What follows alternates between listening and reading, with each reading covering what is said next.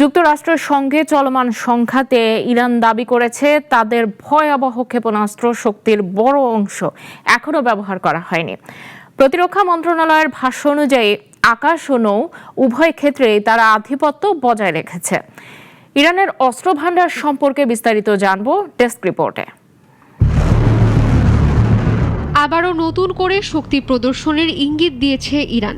দেশটির প্রতিরক্ষা মন্ত্রণালয় দাবি করেছে তাদের বিশাল ক্ষেপণাস্ত্র ভান্ডারের একটি বড় অংশ এখনো ব্যবহৃত হয়নি। অর্থাৎ এখন পর্যন্ত যে হামলা চালানো হয়েছে তা তাদের সামরিক সক্ষমতার কেবল একটি অংশ মাত্র।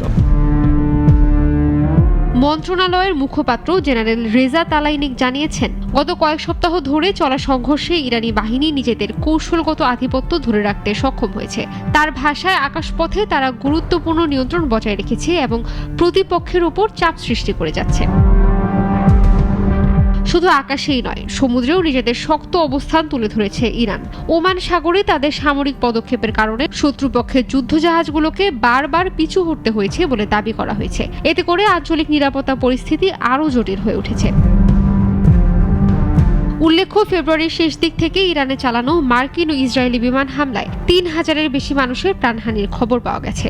এই পরিস্থিতি দ্রুত পূর্ণাঙ্গ যুদ্ধের রূপ নেয়, যার প্রভাব এখন বিশ্বজুড়েই অনুভূত হচ্ছে। বিশেষ করে হরমুজ প্রণালীতে জাহাজ চলাচল মারাত্মকভাবে বিঘ্নিত হয়েছে। এটি বিশ্ব জ্বালানি সরবরাহের অন্যতম গুরুত্বপূর্ণ রুট হওয়ায় আন্তর্জাতিক বাজারে তেলের দামে অস্থিরতা দেখা দিয়েছে। অর্থনীতিবিদরা আশঙ্কা করছেন এই সংঘাত দীর্ঘায়িত হলে বৈশ্বিক অর্থনীতিতে বড় ধরনের প্রভাব পড়তে পারে। ইরানের এই বক্তব্য নতুন করে উত্তেজনা বাড়ানোর ইঙ্গিত দিচ্ছে। ইশরাত জাহান, নাগরিক।